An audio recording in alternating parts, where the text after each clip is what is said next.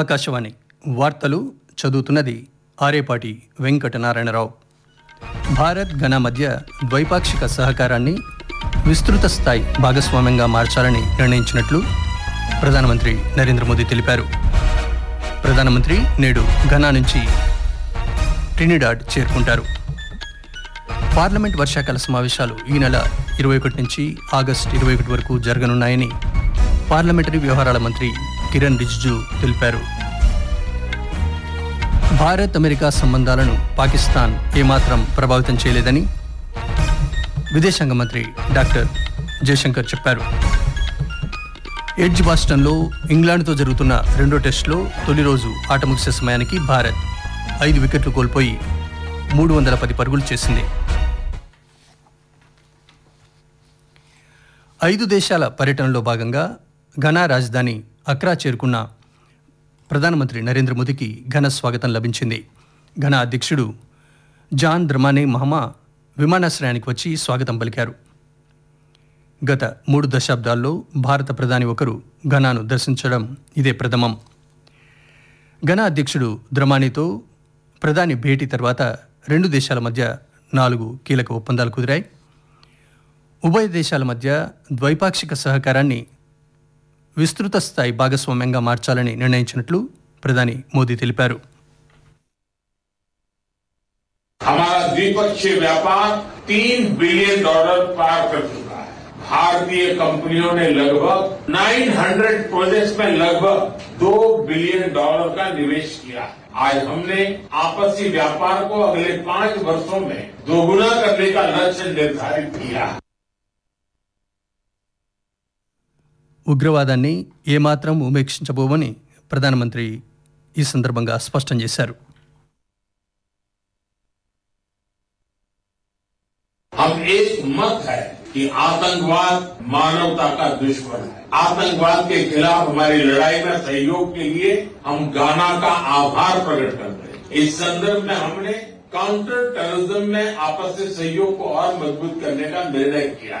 UN reforms को लेकर हमारा दृष्टिकोण एक जैसा है. पश्चिम एशिया और यूरोप में चल रहे कॉन्फ्लिक्ट को लेकर हम दोनों ने गहरी चिंता व्यक्त की है. हमारा मानना है कि युद्ध का युग नहीं है. डायलॉग और डिप्लोमेसी से ही समस्या का समाधान होना चाहिए. ప్రధానమంత్రి నేడు ట్రినిడాడ్ అండ్ టొబాగో వెళ్తారు. ఆ తర్వాత అర్జెంటీనా, బ్రెజిల్, నమీబియా దేశాల్లోనూ పర్యటిస్తారు. ప్రధానమంత్రి నరేంద్ర మోదీ నేతృత్వంలో గత 11 సంవత్సరాల్లో తీవ్ర మార్పును తీసుకొచ్చిన ప్రజా కేంద్రీకృత విధానాలు, పథకాల గురించి విస్తృతంగా అవగాహన కల్పించాలని రక్షణ మంత్రి రాజ్నాథ్ సింగ్ బీజేపీ నాయకులను, శ్రేణులను కోరారు. పాట్నాలోని జ్ఞాన్ భవన్లో జరిగిన పార్టీ రాష్ట్ర వర్కింగ్ కమిటీ సమావేశంలో రాజ్నాథ్ సింగ్ మాట్లాడారు. భారత రక్షణ రంగంలో స్వదేశీ ఉత్పత్తుల ఎగుమతుల గురించి ఆయన చెప్పారు. डिफेंस के हथियार, मिसाइलें कहीं बन रही हैं तो भारत की धरती पर बन रही हैं, भारतवासियों के हाथों से बन, और हम दुनिया के दूसरे देशों को उसका एक्सपोर्ट भी कर रहे हैं. और इस समय हमारा एक्सपोर्ट 24,000 करोड़ रुपए को क्रॉस कर चुका है. और मैं आपको यकीन दिलाता हूं कि 2029 समाप्त होते होते हम डिफेंस इक्विपमेंट्स का उसका हम दुनिया को 50,000 करोड़ रुपए से ज्यादा का हम एक्सपोर्ट करेंगे. పార్లమెంట్ వర్షాకాల సమావేశాలు ఈ నెల 21 నుంచి ఆగస్టు 21 వరకు జరగనున్నాయి. ఈ మేరకు కేంద్ర ప్రభుత్వ ప్రతిపాదనను రాష్ట్రపతి ద్రౌపది ముర్ము ఆమోదించారని పార్లమెంటరీ వ్యవహారాల శాఖ మంత్రి కిరణ్ రిజిజు చెప్పారు. స్వాతంత్ర దినోత్సవ వేడుకల వేళ ఆగస్టు 13, 14 తేదీల్లో పార్లమెంట్ సమావేశాలు ఉండవంటూ ఆయన సోషల్ మీడియాలో పోస్ట్ చేశారు.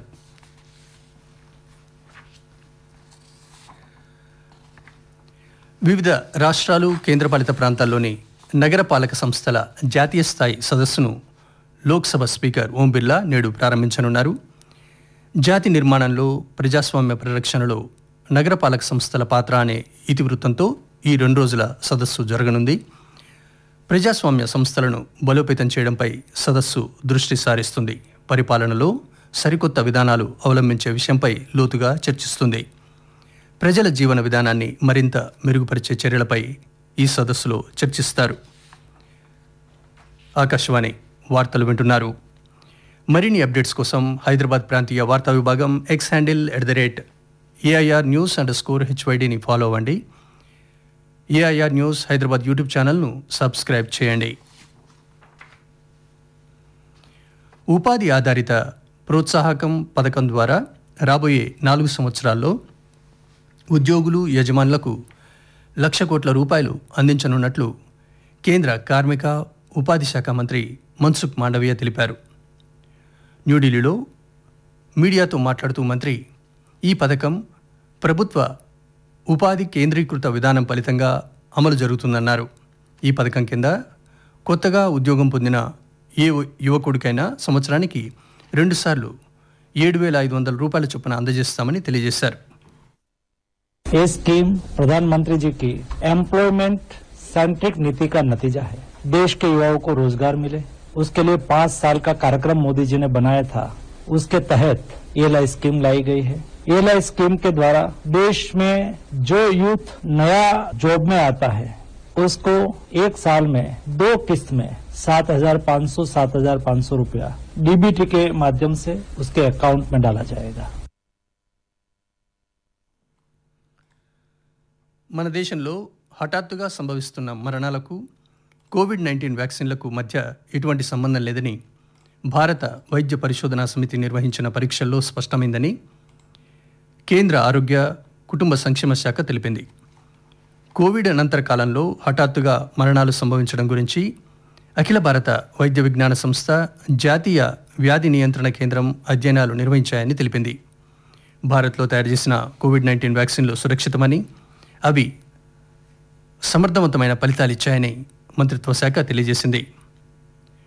హఠాత్తుగా గుండె ఆగి సంభవించే మరణాలకు అనేక కారణాలు ఉండవచ్చునని, జన్యు కారణాలు, జీవనశైలి, అంతకుముందు ఉన్న దీర్ఘకాలిక వ్యాధులు, కోవిడ్ అనంతరం తలెత్తిన వివిధ రకాల సమస్యలు కారణం కావచ్చని మంత్రిత్వ శాఖ స్పష్టం చేసింది.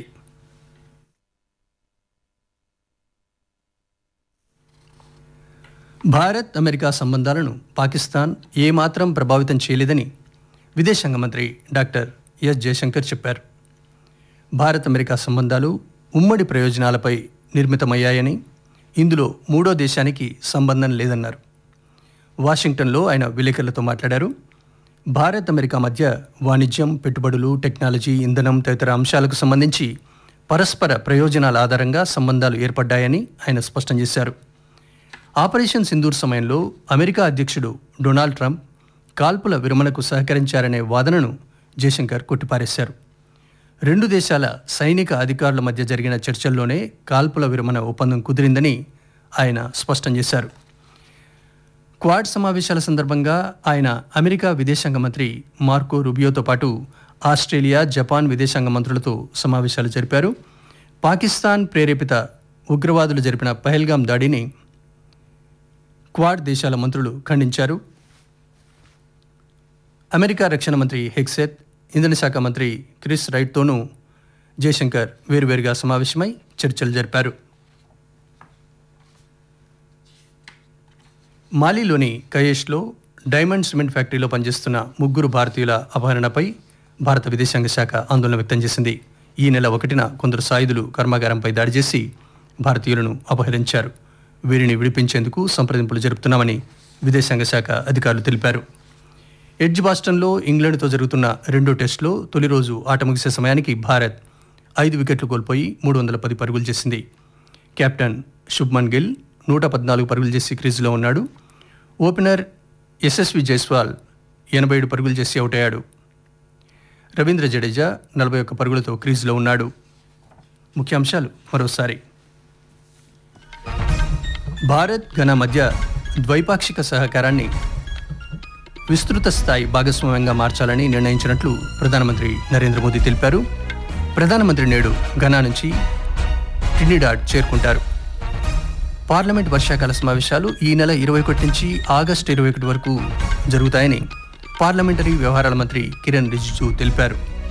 భారత్, అమెరికా సంబంధాలను పాకిస్తాన్ ఏమాత్రం ప్రభావితం చేయలేదని విదేశాంగ మంత్రి డాక్టర్ ఎస్ జయశంకర్ చెప్పారు. ఆకాశవాణి వార్తలు ఇంతటితో సమాప్తం.